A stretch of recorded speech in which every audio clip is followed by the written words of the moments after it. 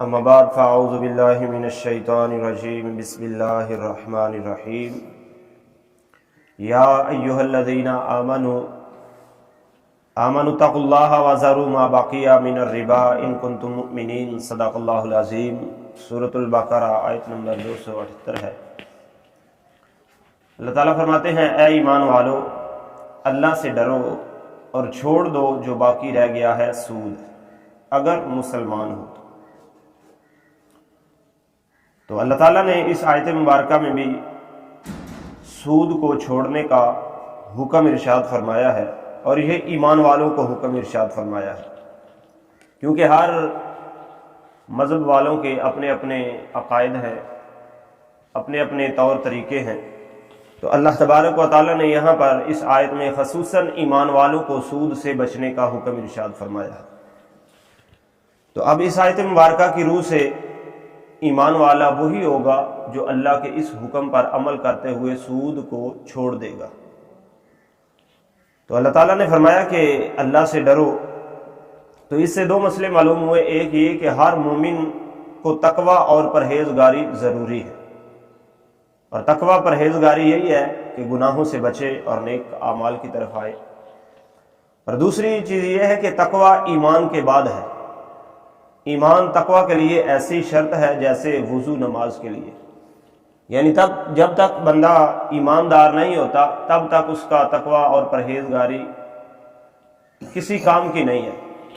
جس طرح نماز کے لیے وضو ضروری ہے، جب تک وضو نہیں ہوگا تب تک اس کی نماز نہیں ہوگی، اسی طرح جب تک ایمان نہیں ہوگا اب تک تقوی اس کے لیے کچھ بھی نہیں ہے۔ تو آگے اللہ تعالیٰ نے فرمایا، اور چھوڑ دو جو باقی رہ گیا سود سے، یعنی اگر سود حرام ہونے سے پہلے مقروض پر سود لازم ہو گیا تھا، کچھ لے لیا اور کچھ باقی تھا، تو یہ آیت حرمت کی نازل ہو گئی۔ تو جو پہلے لے لیا سو لے لیا، اب وہ واپس نہ کیا جائے گا، اور جو رہ گیا ہے وہ لیا نہیں جائے گا۔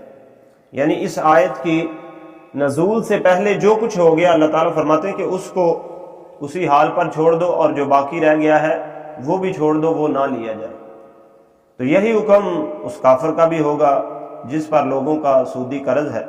اب کوئی کافر ہے، وہ سود کا کاروبار کرتا ہے، لوگوں کو سود پر اپنا مال جو ہے وہ دیتا ہے، تو اللہ تعالیٰ نے اس کو ہدایت عطا فرمائی، اب مسلمان ہو گیا۔ تو فرماتے ہیں کہ اب مسلمان ہونے کی صورت میں جو اس نے پہلے لے لیا وہ لے لیا، اب جن کی طرف اس کا سود رہتا ہے یا مال رہتا ہے، وہ صرف اپنا وہی مال لے سکتا ہے جو اس نے دوسروں کو دیا ہوگا، کیونکہ اب وہ مسلمان ہو گیا ہے، اور اس کے اوپر جو سود بنتا ہے وہ اس کے لیے حرام ہو گیا ہے مسلمان ہونے کی وجہ سے۔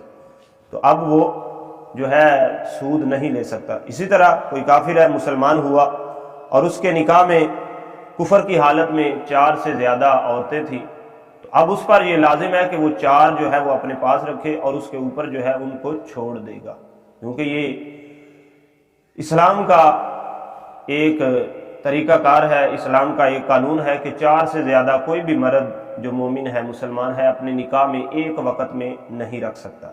تو اب کوئی کافر جو ہے اس کی زیادہ بیوی ہیں 4 سے، اور اللہ نے اس کو ہدایت دی تو وہ مسلمان ہو گیا، تو وہ 4 جن کو چاہے اپنے پاس رکھ لے، جو 4 سے اوپر ہے ان کو چھوڑنے کا حکم ہے۔ تو اس کے علاوہ اور بھی جو معاملات ہیں ان میں یہی حکم ہے۔ تو آگے اللہ تعالیٰ نے فرمایا کہ اگر مسلمان ہو، تو اس سے پتہ چلا کہ سود کا کاروبار کرنا یہ کفار کی علامت ہے، مومن کی علامت نہیں ہے۔ تو کافروں کی علامت اختیار کرنا بھی حرام ہے، اور کفر کی علامت اختیار کرنا کفر ہے، جیسا کہ سر پر چوٹی رکھنا جیسے یہ ہندو جو ہیں وہ رکھ لیتے ہیں، یا صلیب کو سجدہ کرنا جیسے عیسائیوں میں یہ پایا جاتا ہے۔ تو یہ سب جو ہے یہ مسلمان کے لیے حرام ہے، اگر ان کو صحیح جان کر کرے گا تو پھر کفر کرے گا۔ تو اس سے یہ بھی معلوم ہوا کہ کوئی بھی کافر کی علامت ہو وہ مومن کو اپنانی نہیں چاہیے۔